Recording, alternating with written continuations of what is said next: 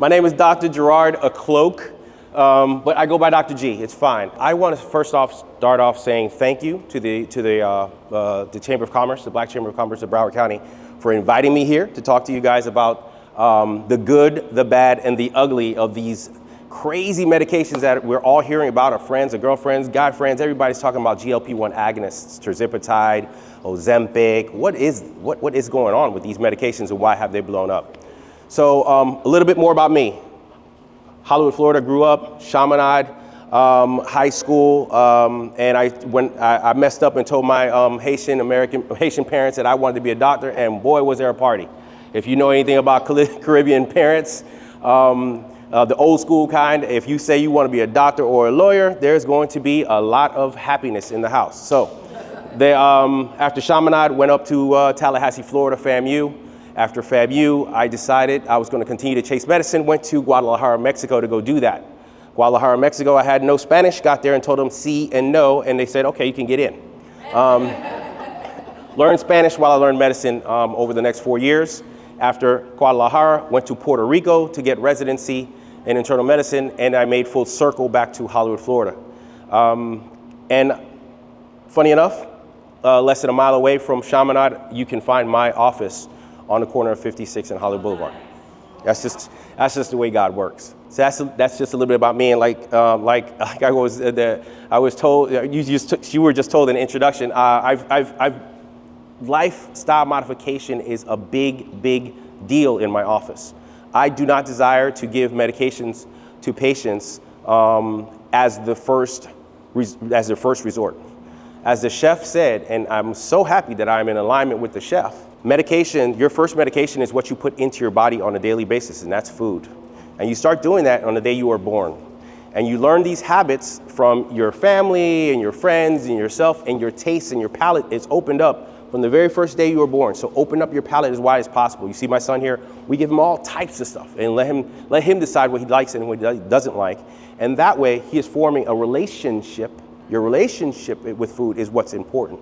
Some people have toxic relationships with their boyfriend or girlfriend. You can have a toxic relationship with your food. And your toxic relationship for food, trying to fill in your body, and when you're sad, you go get a sandwich or whatever, it's not going to make you happy. It's just going to make you fat. Right? It's just going to hurt you. It's not going to make your problems and stress go away. It's just going to make you fat. So you continue to try to fill that hole with something that's not going to work. Next thing you know, you're on 600-pound life. So these toxic relationships are things that we need to break. And that's where I come in with lifestyle modification coaching. You have someone like the chef who will make great things for you to eat. That's not what I do. I'm not a great cook. I am not a dietitian. So someone like the chef needs to be on your healthcare team, right? The doctor, a dietitian, or someone who can cook well for you if you don't cook well for yourself. Someone who will give you truth with love. Not love without truth or truth without love, because that is just cruelty and hypocrisy, respectively, if you think about it, right? So someone has to give you truth and love. Someone around you say, hey, I'm on this journey to lose weight. I'm on this journey to change my lifestyle, whatever it is. Maybe it's not weight, maybe it's something else. Help me. When you see me doing something I shouldn't be doing, remind me that I'm on this journey. So bring this person into your circle and allow them to help you along with truth and love, right? So always make that someone like that part of your team. And then bring other people who are on the same journey with you. There are old proverbs that say that, you know, if you're going a distance, it's better to go that distance with someone else. It is a lot easier to make that distance, that travel, that journey with someone else, in versus going along by yourself. All right. So that's the introduction. So let's get into what are these medications that we're seeing on TV and people are talking about. It's the biggest craze. You see people, hey, girlfriend, what are you doing?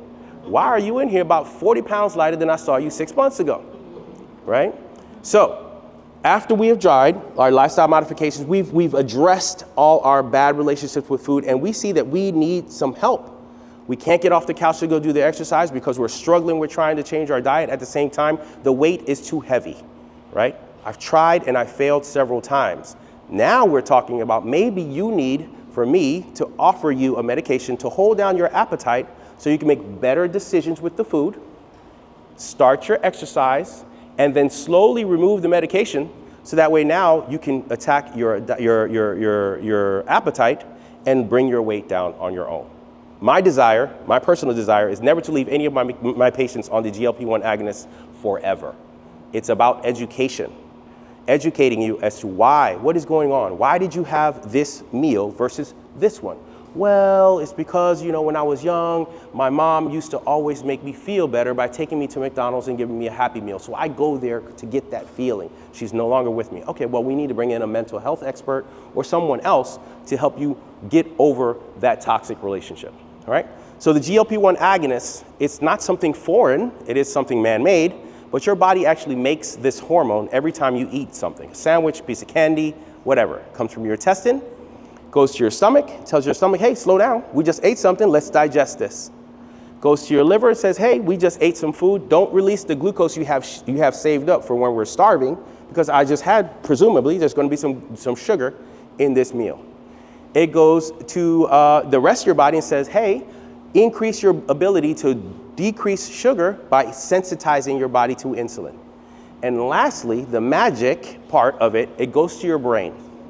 It goes to your brain and says, hey, we just ate a sandwich. We're not hungry anymore. You are full.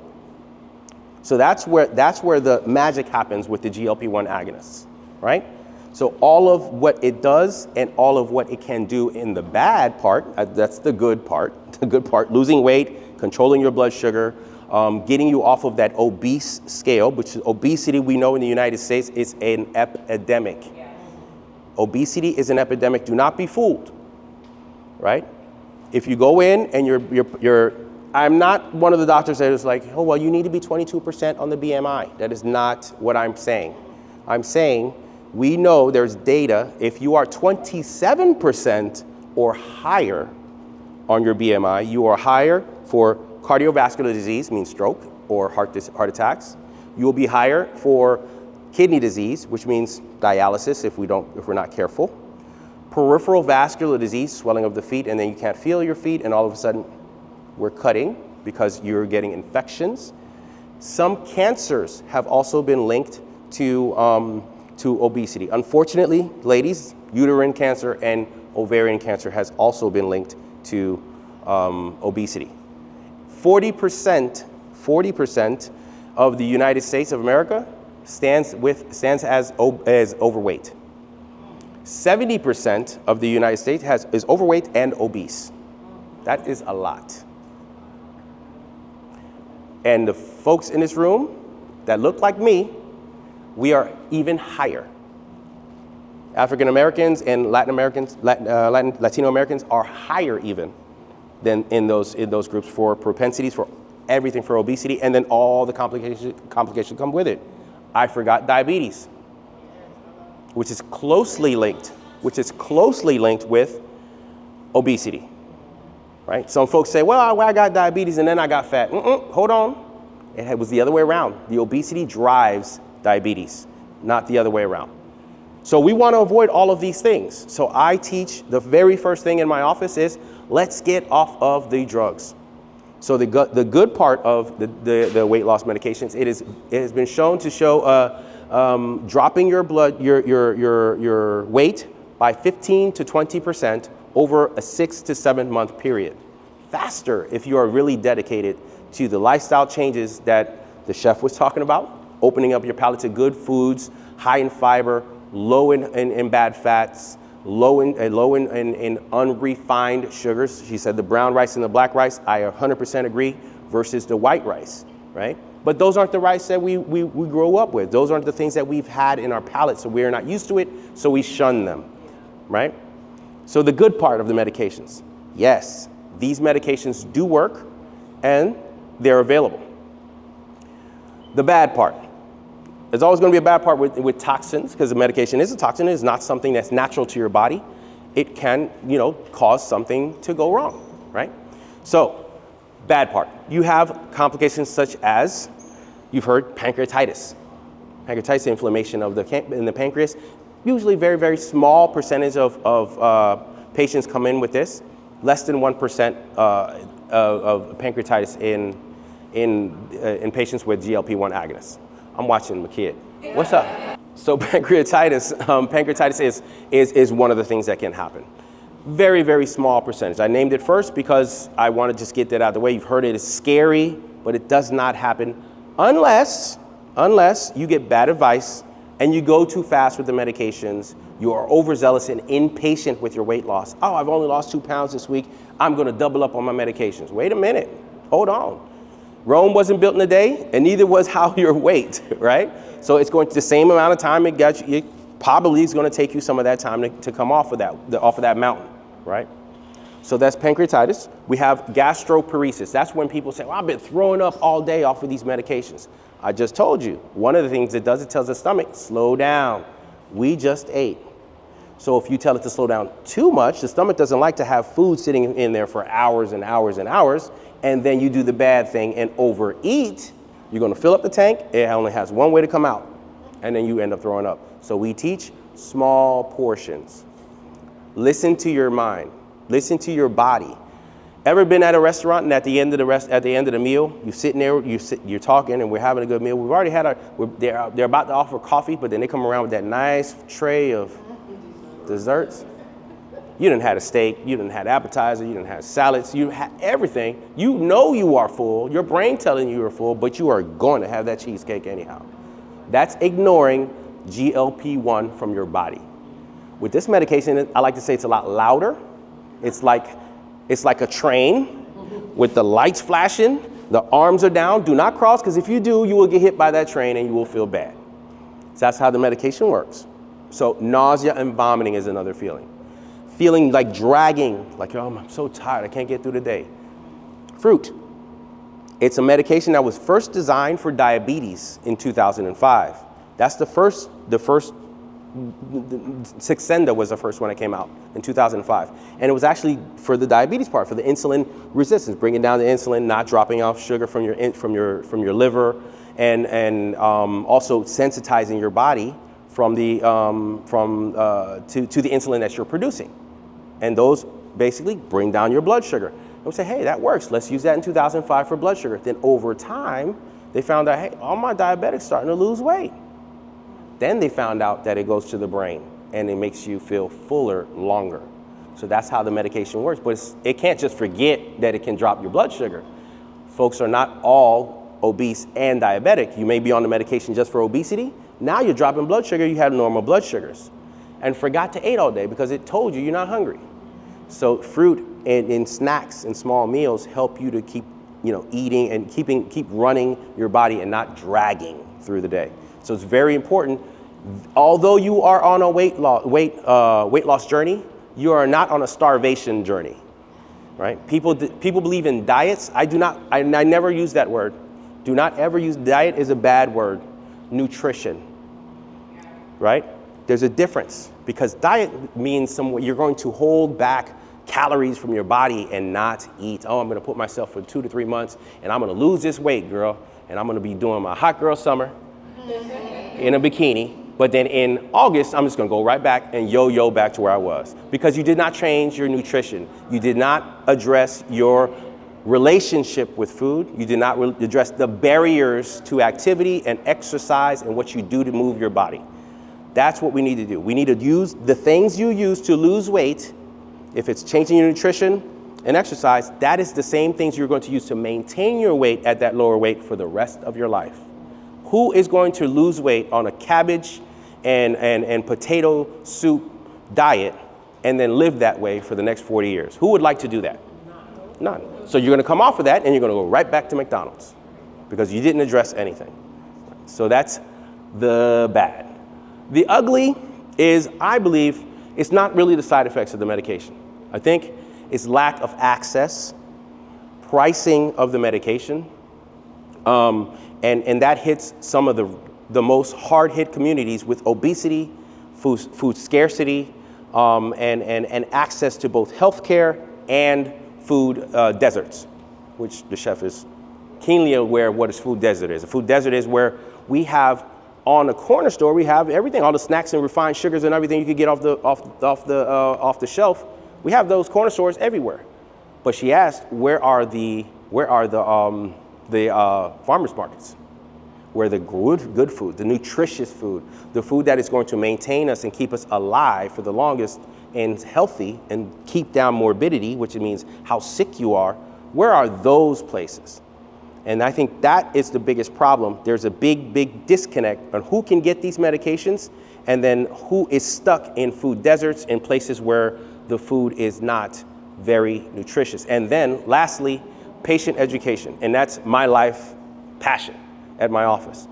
Doctors like me, chefs and dietitians and mental health experts, and people who have the wherewithal to teach people that yes, we have been misled, there's no doubt about it, by pharmacy and the medical community for years.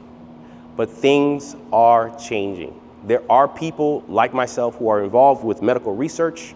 I do medical research as well for that reason. There are people who are lifestyle modification coaches like myself, and there are people who are patient education passionate like myself to teach you about all of your options, to give you the truth and allow you to make an informed decision about what you want to do about your life.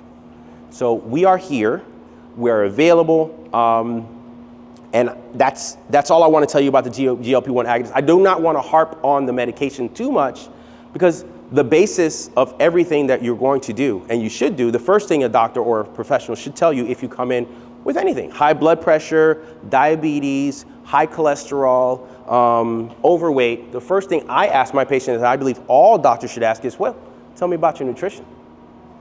If they don't ask you about your nutrition, that tells you something. Well, then tell me, how much exercise do you do? Well, then I'll see you in 3 months after we've addressed the nutrition, and then I teach about both, and I see you in 3 months after you've done 3 months of nutrition and exercise. And then if you return and your numbers are the same or higher, you've left me no choice. I must offer you now medications because you refuse to do your part. And these medications are not going to do much because now I got to pile on a polypharmacy. Now you have a whole cabinet full because you're just pulling away from what I'm trying to get you to do. You continue to go to McDonald's, continue not to work. I understand that life be lifing, but it's not going to life for long if you don't change your nutrition and your activities before I add on the last 10%, I like to call it, which is medications. So that is the good, the bad, and the ugly about the GLP-1 agonists. Some of the numbers, 40%, 70%, and even worse in our community for obesity, all of the things that can happen, that can go wrong as pertaining to obesity, cancer, diabetes, high blood pressure, high cholesterol. I forgot to add mortality. These people die at a higher rate than people who are less than 27% BMI. And diabetes, I hope I said diabetes. So those are the things that I would like for you to take away. I want you to be empowered to have some information when someone comes to you and says, oh, well, Ozempic is, it's just a fad, or it's terrible, or it's probably, it's not 100% great, but there's some truth as to how it can help our community to change our relationship with food and exercise and get back onto a healthier trail and do better overall. That's basically the message. I'm not going to continue to harp on and keep you for another 30 minutes. If you have, I would like to open the floor for questions, though. What is this anhenosis thing, the operation they do with tying off your stomach, shortening it up a little bit? I forgot the name of that. Excellent question, sir. Excellent question, and thank you for reminding me that, because I should have put that onto the presentation. So we have nutrition. Patient has tried nutrition. Patient has tried their exercise. They've gone to the doctor. Doc, I'm telling you, I am doing the best I can, and I cannot lose enough weight. If your BMI is greater than 50%, meaning you're morbidly obese, you qualify for what is called gastric banding, gastric sleeve.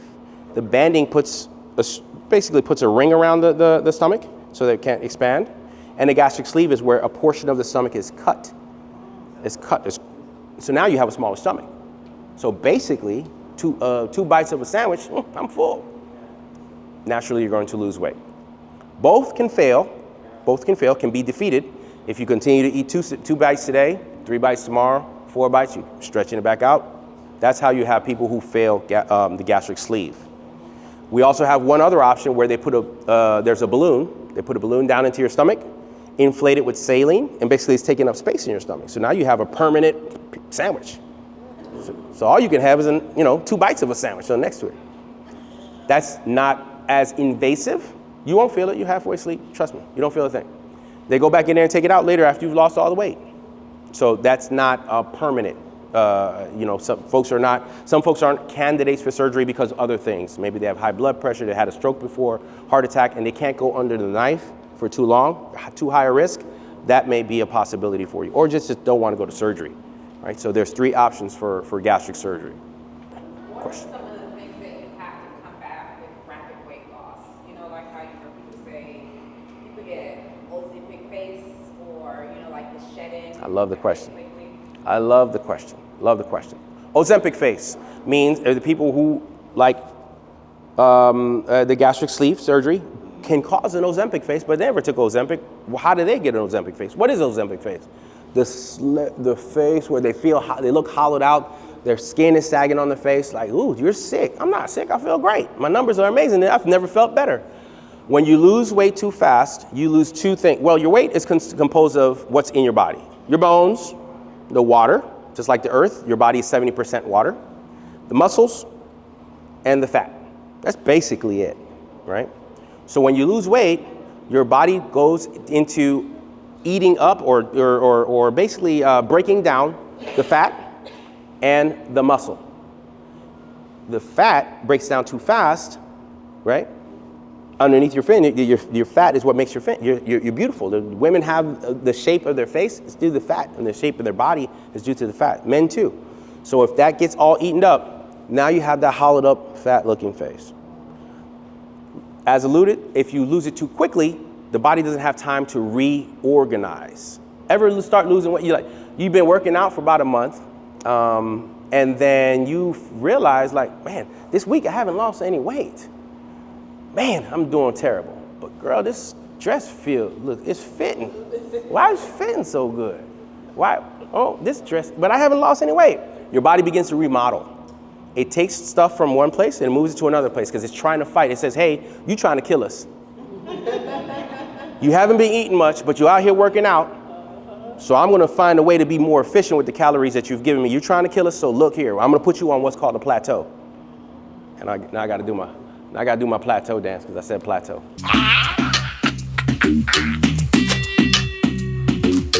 Yeah! Plateaus are to be celebrated, right? When you remodel, that's called the plateau. And I did my little plateau dance because a lot of people get discouraged on a plateau, and that's one of the reasons why they stop their lifestyle or their weight loss journey. Do not be discouraged when you lost about 2, 3, 4, 5, 10 pounds. Oh, I'm doing great. Then all of a sudden, man, it's 2 weeks, I haven't lost anything. But your clothes are fitting different. Man, you know what? I'm gonna get depressed and I'm gonna eat a bucket of ice cream or something because I feel bad. Do not. That is to be celebrated because now your body has begun to change the metabolism. It only means that you need to tweak something. If you've been running, maybe find another activity. Your body wants to say, okay, he wants to do something else. Well, he's not trying to kill us. Okay, we can lose some weight. The body is very, very smart. It thinks that you're going to drop from 150 to 0 and die. It's here to help and keep you alive. So, how do you avoid the Ozempic face? Lose weight at a respectable amount. I like to say, and this is controversial in the medical, and some of my colleagues are like, Doctor, you nuts, Dr. G. Why do you say that? 5 pounds to 7 pounds a week is okay.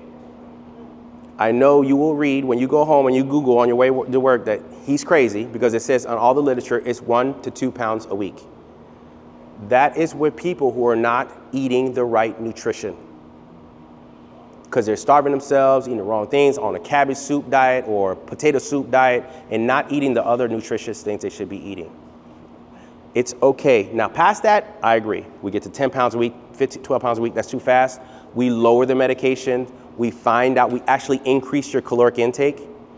We make sure that we bring that back down to about 5 pounds max, 5, 6 pounds a week.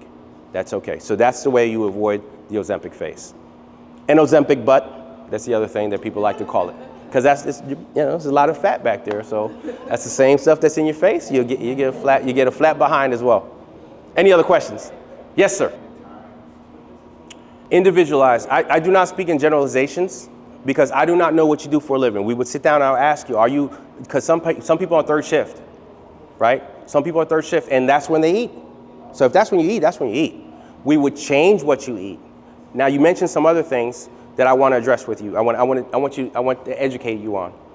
Keto diet and then intermittent fasting are two different things, right? Intermittent fasting is when you restrict the time you're going to eat. Some people say they're on a 14 to 16 hour keto fast, right? So that means you have 8 to 6 hours to eat, right? That's just eating. Keto is a diet, so nutrition, I don't like the word to use diet, is a nutrition where you basically cut out carbohydrates and put your body into a state called ketogenesis. Ketogenesis means you are just using fat as energy and it turns it into something called ketones. And ketones can then be reverted back into glucose so your brain can use. It's a safety mechanism that God put in our bodies so when we're starving. So in the last, I'd say 10 to 15 years, people have been using the keto diet to lose weight. Makes sense. If it works for you, if that's what you can use, if you're going to use that to lose weight, like I said previously, if you're going to use that to lose weight and you think that you can live that way for the next 40 to 50 years to maintain your body that way, I'm all for it. But if it's something you're just going to use to lose weight, you will revert back to what you did before or something close and you will bounce back up and you will yo-yo. Right? Now, is there a specific time that you should not eat? The only thing that I would say is you should not eat 3 hours before going to bed. And bed for you, bed for you, maybe bed for the person is different from the bedtime for someone who is third shift. So I won't say 10 p.m. I'll say 3 hours before laying down, you should not have a heavy meal. Right? So that's something that, only you know at what time that, you go to bed. Now, the last thing that you said, which is the most important, I think for you, you need to change your relationship with food. 100%. No. I love food too. There's something called mindful eating, right? First off, food was placed on the earth to fuel our bodies, not to make us happy. It happens to make us happy now. We're in a place where we have money and we have the means to eat, so we eat more than we should, and we eat things that we like versus eating things that are nutritious for us. When I say you need to change your relationship with food, I'm saying, understand, why do I have this tomahawk steak in front of me? Is it for me alone? Is it to share? Is it because I'm upset? Is it because I'm sad? Is it because I'm stressed? Fix that problem. I'm sad or I'm stressed. Fix the stress and the sadness. Come back to the food. Why am I in front of this? Well, I'm not hungry. That's the only thing food can really, really, really cure. Only emotion or human emotion that can really, really attack. I'm hungry. Okay, I should be eating this. I'm sad. That's not why I should be having this tomahawk steak. Now, we do have cultural, and I'm not trying, and I'm Haitian, trust me, my mom, this kid right here gets food that I would have never gotten when I was young. She makes this tradition, Haitian, we have this traditional soup we do on January 1st. And it's because of the Haitian Revolution, it's made out of pumpkin. If you're in South Florida, you should try it.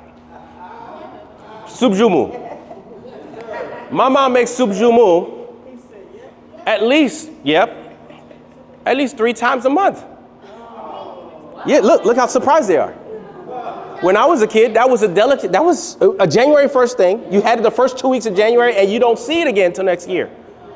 But now we have, that's her love language. So she's speaking to him in her love language. So we speak to each other with love language, with food as well.